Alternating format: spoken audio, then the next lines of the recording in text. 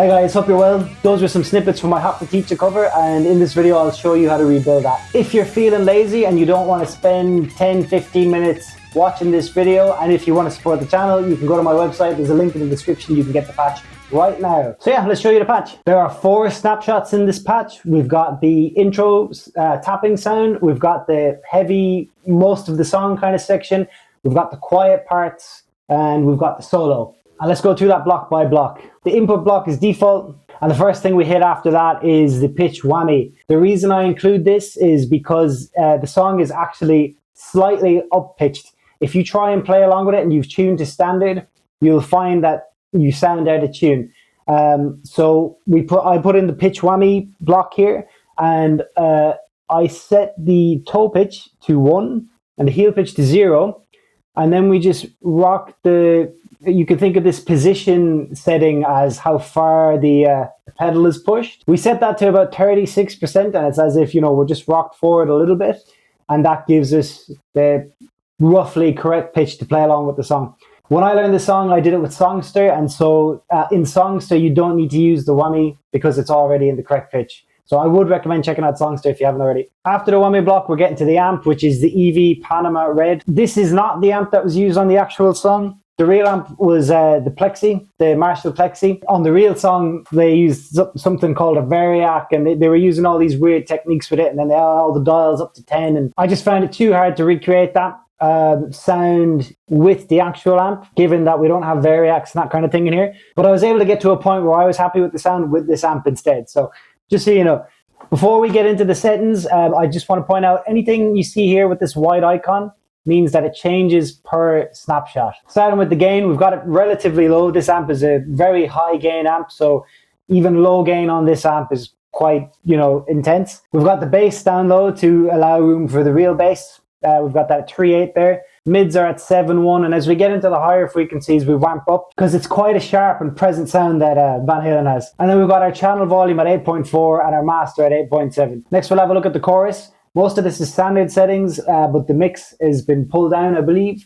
You don't want to be overbearing with this. It's just a subtle kind of sound, particularly on the intro. These are our cab settings, and we are committing blasphemy and pointing the microphone directly at the speaker, which you usually don't do, but when I was playing around with it and moving it and adjusting it, that just was the sweet spot for me. So this would be considered bad practice in a real studio, but it just got the sound I needed. You can take a moment to copy the settings here. Sometimes I won't talk about specific settings, guys, so just feel free to pause at any point when I'm talking about a block, and you can just copy those in your own time. Next, we've got what I think of as a pre-drop EQ. If you have something like this on before there's a heavy drop in a song, I find it makes the drop hit harder. And all we're doing is we're shelving off some of the lows and highs and just letting more mids through. And then obviously when we turn this off, when we go into the heavy section, those frequencies will come back and it will just sound like it fills up the space more. Next up is the reverb. We're using the Ganymede with a reasonably long decay but a low mix. Van Halen used reverbs and delays instead of double tracking and multiple amps to fill up his sound. Most guitar players will record with multiple amps, several takes, and layer those to fatten up the sound. Van Halen preferred to use delays and reverbs. And next, moving on to a more subtle EQ. This was just, again, kind of like the way we're moving around the mic. This was just another way to wrestle to get the sound that I'm hearing on the real song. This is just a good way to make like micro adjustments once you're relatively happy with the amp and the mic positioning and all that kind of stuff. So yeah, that's snapshot 1. Let's have a look at snapshot 2.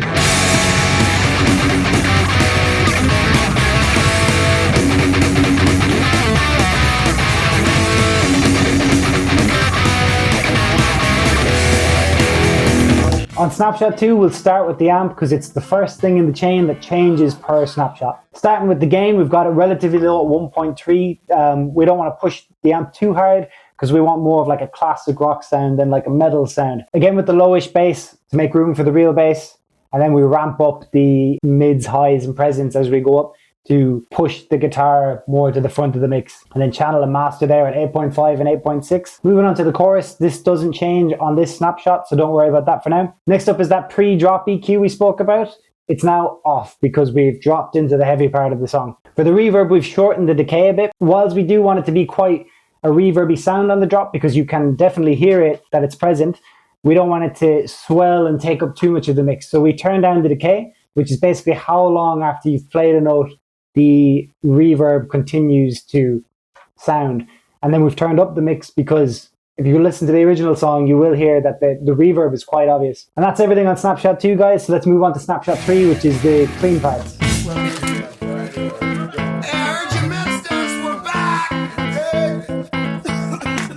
So the first thing to talk about on Snapshot 3 is that we come up to the neck pickup, we're on half volume, and we're on full tone.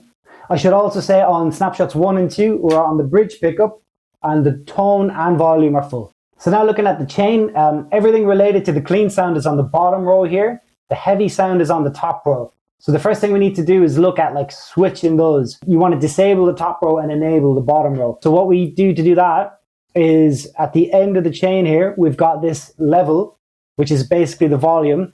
And on Snapshots 1 and 2, that is at 0.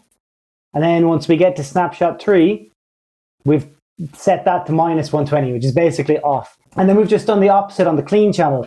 For Snapshots 1 and 2, the clean channel is off at -120. And on Snapshot 3, which is the clean snapshot, we've come up to -2.2. Now let's start going through the clean channels blocks. The first thing we hit is a really extreme EQ. The purpose of this EQ is to make the Les Paul's neck pickup sound less like a Les Paul and more like a Strat.